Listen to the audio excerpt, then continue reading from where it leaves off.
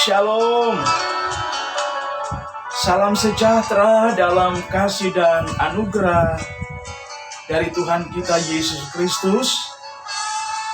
Pada pagi hari ini, saya rindu memberkati kita dengan kebenaran firman Allah dalam perikop Perjanjian Eden. Kita tahu bersama Perjanjian Eden itu yang semua orang-orang kudus sudah banyak mendengar firman Allah dari berbagai denominasi gereja. Yang tentu kita tahu bersama Perjanjian Eden itu yang dimaknai dengan perjanjian darah.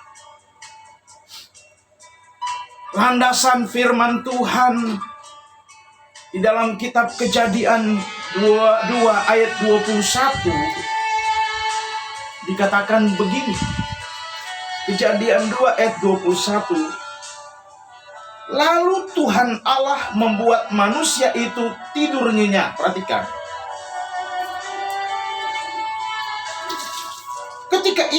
Ketika ia tidur, perhatikan, Tuhan Allah mengambil salah satu rusuk daripadanya, lalu menutup tempat itu dengan daging. Kalau kita mencermati ayat firman Allah ini, di sana terjadi pengoperasian pertama. Oleh yang maha agung, maha ajaib, Allah Israel, di mana Allah yang maha kuasa itu membentuk manusia pertama yang namanya Adam. Dan setelah itu dia mencarikan pasangan hidup yang diberi nama Hawa, ibu dari segala manusia. Dari sinilah awal Kejadian 2 ayat yang ke-21, saudaraku. Tuhan Allah membuat manusia itu tidur nyenyak. Ketika ia tidur, Tuhan Allah mengambil salah satu rusuk daripadanya, lalu menutup tempat itu dengan daging. Ayat 22. Dan dari rusuk yang diambil Tuhan Allah dari manusia itu, dibangunnya seorang perempuan, lalu dibawanya kepada manusia itu. Lalu berkatalah manusia itu, inilah dia, tulang dari tulangku dan daging dari dagingku. Ia akan dinamai perempuan sebab ia diambil dari laki-laki. Di sana kalau kita mencermati secara spesifik, saudaraku, itu terjadi pengoperasian awal mula. Tangan Allah yang maha kuasa itu, yang ajaib itu, mencarikan Adam seorang pendamping, saudaraku, yang seiring berjalan dengan Adam, mencari pasangan yang seimbang. Saudaraku, itulah Hawa. Jadi di sana jelas terjadi pertumpahan darah. Karena dari rusuk dari Adam itu diambillah Tuhan. Dalam ayatnya yang ke-21 tadi. Ketika ia tidur, Tuhan Allah mengambil salah satu rusuk daripadanya, lalu menutup tempat itu dengan daging. Bukankah kita tahu bersama bahwa ketika Tuhan mengoperasi, itu mengeluarkan darah?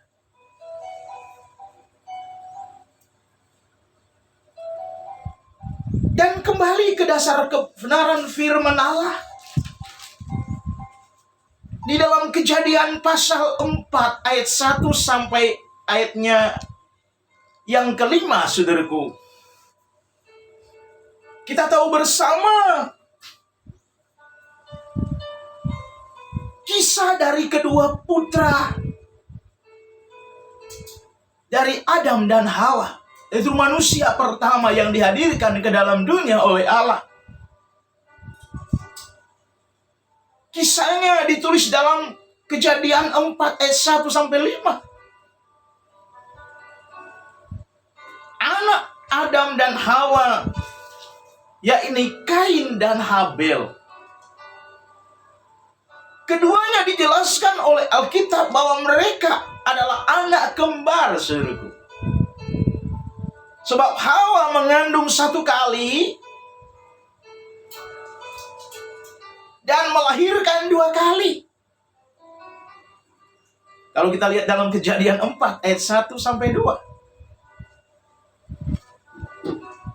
Kemudian manusia itu bersetubuh dengan Hawa, istrinya, dan mengandunglah perempuan itu lalu melahirkan Kain. Maka kata perempuan itu, aku telah mendapat seorang anak laki-laki dengan pertolongan Tuhan. Ayat 2. Selanjutnya dilahirkannya lah Habel adik Kain. Dan Habel menjadi gembala kambing domba, Kain menjadi petani. Saudaraku yang dikasihi Kristus. Jadi jelas dikatakan oleh Alkitab, Hawa mengandung 1 kali dan melahirkan 2 kali. Tentu hanya beberapa menit atau jam saja. Dan itu sudah secara natur, secara alami kita lihat yang terjadi kepada keluarga-keluarga yang dikarunia Tuhan buah hati dalam keluarga. Ada anak kembar, tentu tidak hadir keluarnya bareng, tetapi bertahap. Ada yang per menit bahkan jam, saudara. Yang pertama tentu Kain, dan yang kedua adalah Habel. Dan kita tahu bersama juga, Kain dan Habel tampaknya sama. Namun keduanya memilih pekerjaan yang berbeda, saudaraku. Ya.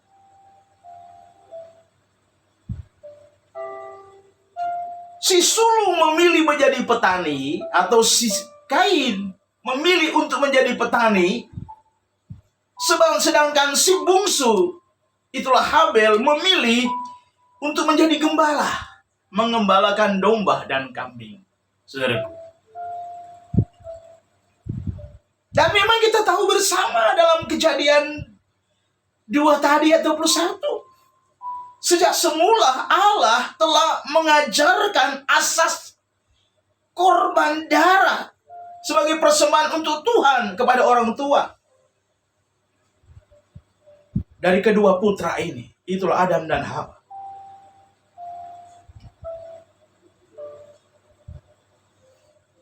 Sehubungan dengan ketidaktaatan Hawa, sehingga kemuliaan Allah sirna. Dan dari sanalah manusia mulai mengenal dosa, saudaraku. Jubah kemuliaan yang harusnya dimiliki oleh mereka hilang sekejap. Sehingga tidak heran terlihat ketelanjangan yang memalukan, saudaraku. Dalam Kejadian 3 yang ke-7. Namun kita tentu bersyukur, patut bersyukur kepada Allah karena Ia menutupi ketelanjangan manusia. Saudaraku, dengan menyembelih domba dan memakaikannya untuk menutupi aurat Adam dan Hawa, saudaraku. Itu dicatat di dalam Alkitab, Kejadian 3 ayat 21, saudara. Karena itu tema firman Allah, perjanjian Eden yang dimaknai dengan perjanjian darah. Inilah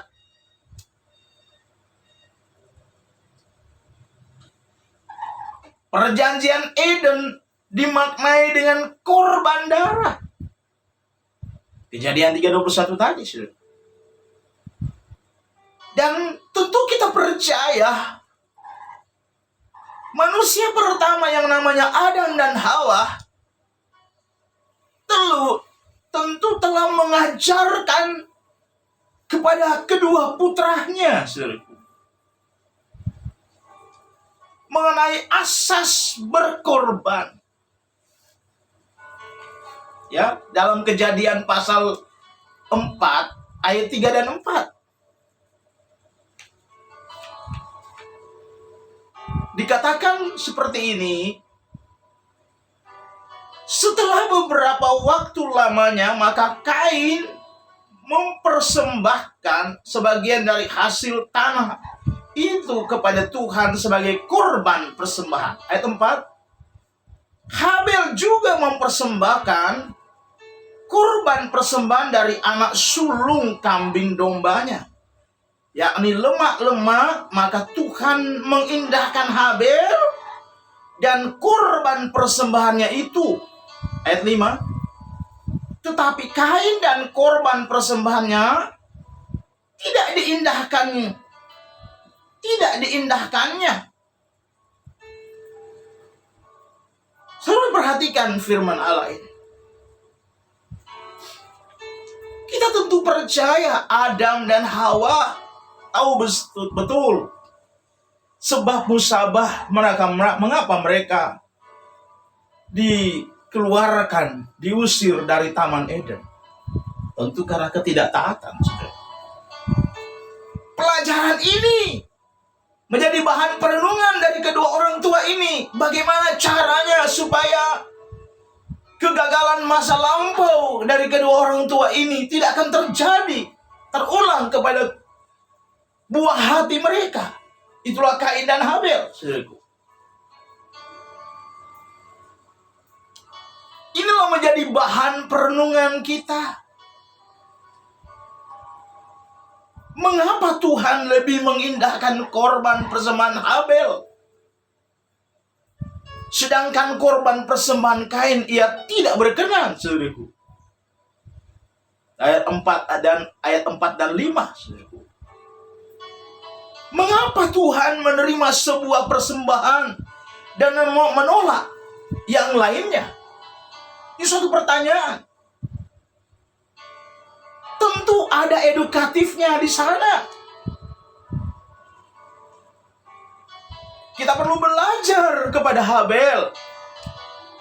Dia mengetahui persis ibu bapaknya mengajar dia dengan asas berkorban.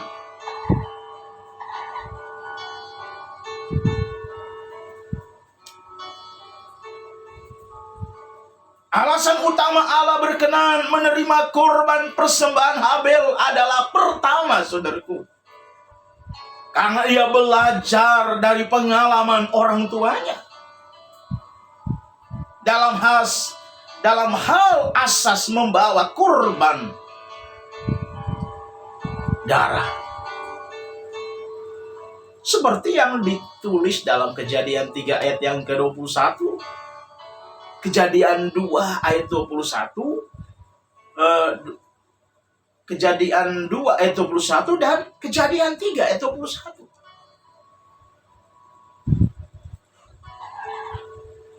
Luar biasa, saudaraku. Yang kedua yang dilakukan oleh Habel,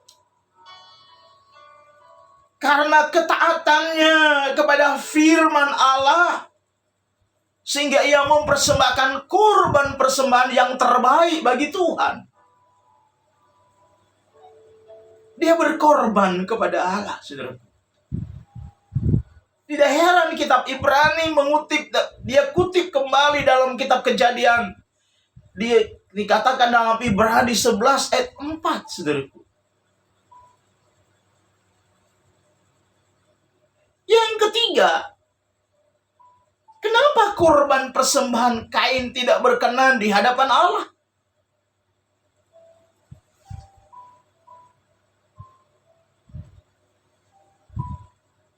Sebab Kain tidak jeli, tidak peka akan firman Allah. Dia tidak belajar dari pengalaman masa lalu dari ibu bapaknya, saudara, mengenai asas berkorban yang diajarkan oleh Allah kepada mereka. Itulah korban darah.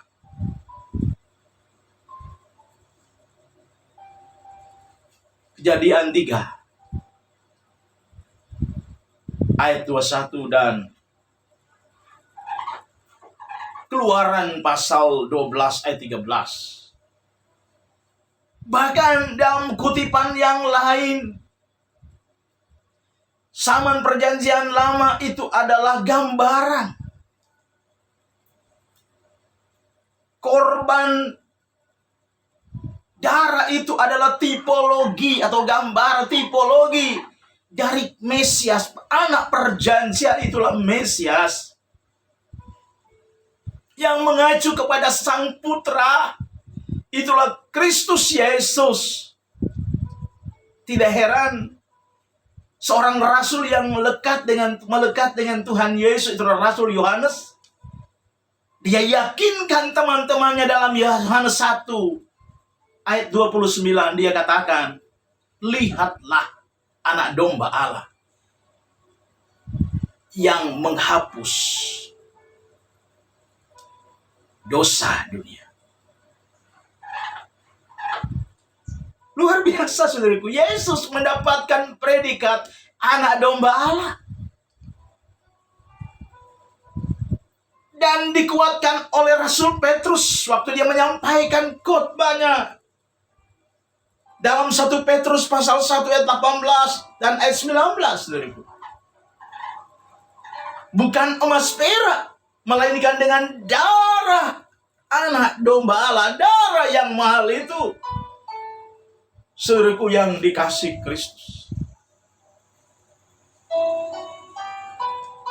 Selain itu kita tahu mengapa korban persembahan Kain tidak diterima, baik Kain maupun korban persembahannya tidak diterima, saudaraku.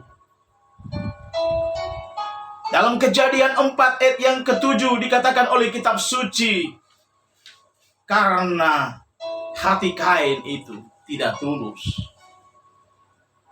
Dikatakan, apakah kamu tidak akan berseri jika engkau berbuat baik? Tapi jika engkau tidak berbuat baik, dosa sudah mengintip di depan pintu. Ia sangat menggoda engkau, tetapi engkau harus berkuasa atasnya. Luar biasa. Karena itu firman Allah datang kepada kita pada pagi hari, pelajaran berharga dan perjanjian Eden yang dimaknai dengan perjanjian darah. Kita tahu bersama di dalam kebenaran firman Allah ada banyak tipologi tentang perjanjian darah itu. Itu pun pernah dilakukan oleh Allah melalui perantaran Abraham, yaitu putranya itulah Ishak. Itu dimaknai dengan perjanjian darah yang mengacu kepada Nubuatan yang digenapi dalam kehidupan Kristus Yesus menebus dosa umat manusia.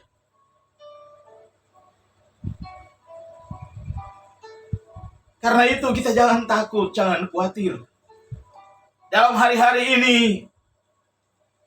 kita umat manusia di seluruh dunia, bahkan orang-orang percaya khususnya, hamba-hamba Tuhan, umat-umat Allah, sedang bergumul dengan wabah yang mematikan. Bukankah kita tahu bersama, bukan? Di dalam Wahyu pasal yang ke-6 ayat yang ke-8. Ayat yang ke-8, kalau tidak salah dikatakan bahwa akan terjadi wabah.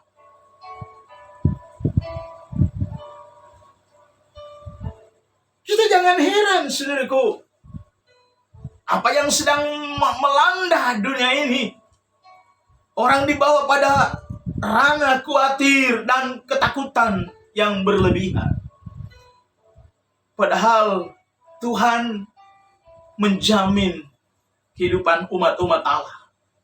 Memang, saudaraku, kita manusia tidak luput dari yang namanya maut itu. Tapi yang kita takutkan, kalau hidup kita setelah masih ada dalam dunia ini tidak menghargai perjanjian Eden, perjanjian darah itu. Bukankah kita tahu bersama bahwa kita sudah ditebus oleh darah Kristus? Darah itu yang mengalahkan sengat maut. Dalam Roma 5 ayat yang ke-21 jelas sekali firman Allah. Alam maut menguasainya, tetapi kasih karunia Allah adalah hidup yang kekal. Kita mendapatkan kasih karunia Allah. Artinya kita dihukum oleh Allah karena kita berdosa. Tapi Tuhan buka diri untuk menawarkan keselamatan kepada kita umat-umat Allah, umat-umat manusia. Efesus 2 ayat 8 bilang, secara gratis, secara cuma-cuma. Apa tanggapan kita? Respon kasih karunia Allah dengan mengerjakan keselamatan itu dengan takut dan gentar, saudaraku. Sebab tanpa ada responsif dari umat-umat Allah, selain keselamatan hilang, tapi mati secara percuma. Menghadapi pandemi ini orang ditekan, takut dengan namanya sengat maut. Tapi Alkitab menjamin, saudaraku, di balik kematian, bagi orang-orang yang sudah ditebus oleh darahnya, dengar baik-baik, bagi umat-umat Allah yang sudah ditebus oleh darah, oleh perjanjian darahnya itu, kita banyak kali dengar dalam perjamuan, dalam 1 Korintus pasalnya yang ke-11, adalah perjanjian kekal, perjanjian Allah dengan umat-umat Allah. Dan itu memproteksi kita. Kalaupun itu kita sedang digilir, baik dia hamba Allah, umat Allah, kenapa takut? Yohanes 11 ayat 25 dia berkata, di balik kematian ada kebangkitan. Karena memang upah dosa ialah maut, dalam Roma 3:23, Roma 6 ayat 23. Tetapi kasih karunia Allah, Roma 3 ayat 24, Roma 6 ayat 23. Tapi kasih karunia Allah, hidup yang kekal di dalam Kristus Yesus, bagi kita yang sudah ditebus oleh darahnya. Ingat baik-baik ini firman Tuhan. Kapanpun kita digilir, kita tidak usah takut, saudara. Karena ada jaminan keselamatan kekal yang diberikan oleh Tuhan kepada kita. Jangan takut menghadapi bencana. Jangan takut menghadapi kondisi global yang menakutkan. Tapi takutlah kepada Allah. Hormati Dia setiap saat. Cara pandang kita, mindset kita, ingat kebaikan Allah. kasih karunia Allah, dia sudah korban di kayu salib karena menebus dosa kita umat manusia. Kenapa takut dengan sengat maut? Memang upah dosa itu maut. Tapi firman Allah berkata, tapi kasih karuniaku adalah hidup yang kekal bagi kamu. Itu demonstrasikan oleh Tuhan ketika dia mengalami penderitaan yang sangat sempurna dalam Matius 27. Ketika mereka bawa ke Golgota, ke Via Dolorosa, penderitaannya yang terakhir, dia berkata, mengeluh kepada Bapa, Eloi, Eloi lama sabachthani. Ya Bapakku, ya Allahku, mengapa engkau meninggalkan aku? Manusiawi. Yesus itu manusia, tapi dia juga Allah 100%. Dia reinkarnasi. Tapi dia berkata, bukan kehendakku yang jadi, tapi kehendakmu lah yang jadi. Dia katakan sudah selesai. Ketika dia berkata sudah selesai, penderitaannya dijejalkan oleh Bapa dalam hidupnya, saudaraku. Dia hadiah hidup kekal dalam hidup manusia.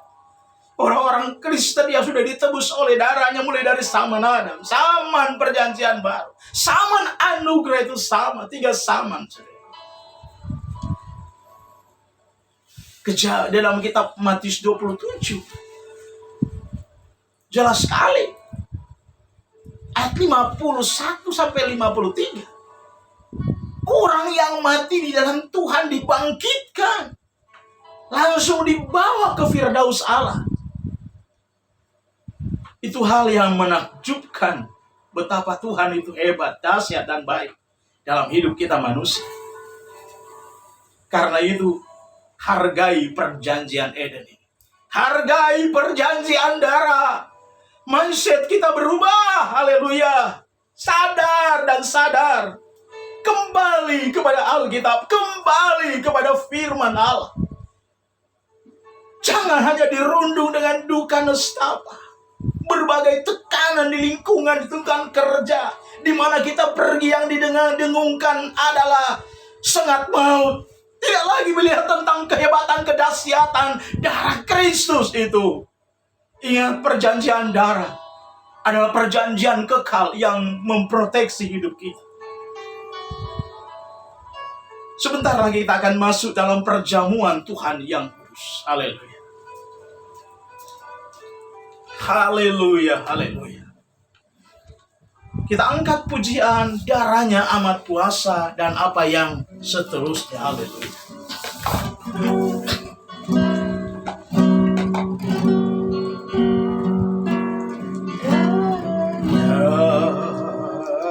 Amat kuasa, oh suci dari dosa, sembuhkan segala sakit, darahnya tebus saya. Oh haleluya, darahnya amat kuasa, sucikan dari dosa, sembuhkan segala sakit, darahnya tebus saya. Sungguh heran darahnya Yesus. Roti dan anggur. Roti melambangkan tubuh Tuhan yang terpecah-pecah di bukit Kalvari. Karena dosa kita manusia. Sementara anggur adalah lambang daripada darah Kristus yang tercurah di bukit Golgota. karena menanggung sengsara, menanggung dosa kita manusia. Tetapi oleh bilur-bilurnya kita disembuhkan, kita diselamatkan. Haleluya. Sebelum kami makan tubuh dan darah, makan minum tubuh dan darah-Mu, kami mohon layakkan kami, Bapa. Sucikan kami dengan darah-Mu, agar kami layak makan tubuh dan darah-Mu pada pagi hari. Terima kasih. Terima kasih Tuhan. Terima kasih Roh Kudus. Kami akan makan, minum tubuh dan darah-Mu di dalam nama Bapa, Putra dan Roh Kudus, yaitu dalam nama Tuhan Yesus Kristus. Makanlah tubuh Tuhan ini. Amen. Di dalam nama Tuhan Yesus Kristus. Haleluya.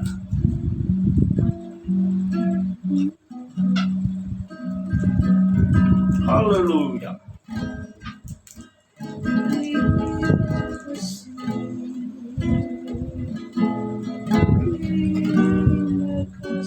Tubuhnya sudah hancur karena dosa kita.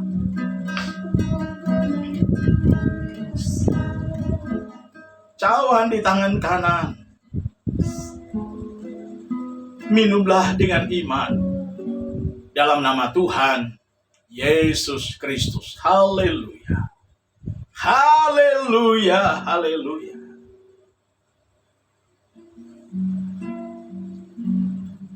Haleluya. Terima kasih.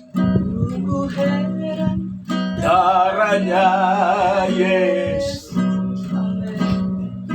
Oh, sungguh heran darahnya Yesus. Kuasa iblis dihancurkan olehnya. Sungguh heran darahnya Yesus. Terima kasih Bapak.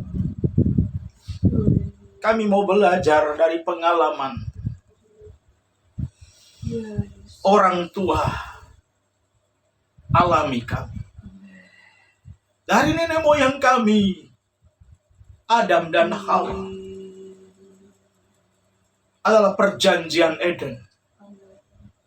Biar kami menghargai itu, supaya yang tidak terjadi seperti yang dilakukan oleh Kain, pelanggaran terhadap institusi firman Allah, mengorbankan yang bukan pengorbanan, korban darah, sehingga Kain dan korban persembahannya ditolak oleh Tuhan karena tidak menghargai pengorbanan Tuhan. Bahwa kami umat-umat Allah menghargai pengorbanan Tuhan di era pandemik ini. Kami selalu bersyukur kepadamu dalam kondisi apapun. Kami tidak akan takut dan khawatir. Karena kami tahu, kami percaya Engkaulah perjanjian kekal dalam hidup kami. Engkau yang menaungi kami. Terima kasih Yesus. Terima kasih Bapa. Haleluya. Kami berdoa pagi hari ini. Ada umat-umat Allah yang menghadapi ujian dan cobaan yang berat. Mari berikan mereka kekuatan ekstra. Pulihkan mereka dari sakit penyakit. Di dalam nama Yesus. Darah Yesus yang berkuasa. Memulihkan, menyembuhkan. Haleluya. Segala mata rantai penyakit wabah yang mematikan. Kami berdiri di atas kebenaran-Mu. Kami gempur segala kuasa penyakit. Dalam nama Yesus. Campaklah Engkau dalam jurang yang sangat dalam. Dan jangan kembali. Kami percaya rumah tangga kami, keluarga kami diproteksi oleh kuasa darah. Bahkan kota Semarang, penduduk di kota ini diproteksi oleh kuasa darah. Bahkan Indonesia diampuni oleh Allah, dikasih oleh Allah, dipulihkan oleh Allah Roh Kudus. Amin. Terima kasih Bapak. Anak-anakmu diberkati Tuhan. Berkat kiranya mengalir di tengah-tengah umat-umat Allah. Haleluya. Di masa yang sukar, Engkau yang Namamu Tuhan. mencukupi, menghidupi kebutuhan umat-umat Allah. Baik itu makan, pakai, dan peruangan. Tuhan mengadakan semuanya, Bapak. Mereka-mereka yang menunjang pekerjaan Tuhan, menunjang pekabaran Injil di kota ini. Berkat Allah mengalir dan mengalir dalam setiap pribadi, rumah-rumah tangga Setiap usaha yang membagi berkat, mereka Engkau memberi. menunjang pekabaran Injil. Oh, haleluya. Terima kasih Bapa. Yesus, terima kasih. Terima kasih Tuhan Yesus. Terima kasih Allah Roh Kudus atas pelayanan kasih-Mu yang sangat sempurna. Glory bagi namamu Tuhan. Inilah doa sembahyang kami. Di dalam Haleluya. nama Tuhan Yesus Kristus kami berdoa. Glory. Mengucap syukur, tamatkan ibadah dan persekutuan Haleluya, kami Yesus Tuhan. pada pagi hari ini. Haleluya. Haleluya. Amin. Tuhan kiranya menolong kita semua. Bapak Ibu Saudaraku yang dikasih Kristus. Haleluya. Amin.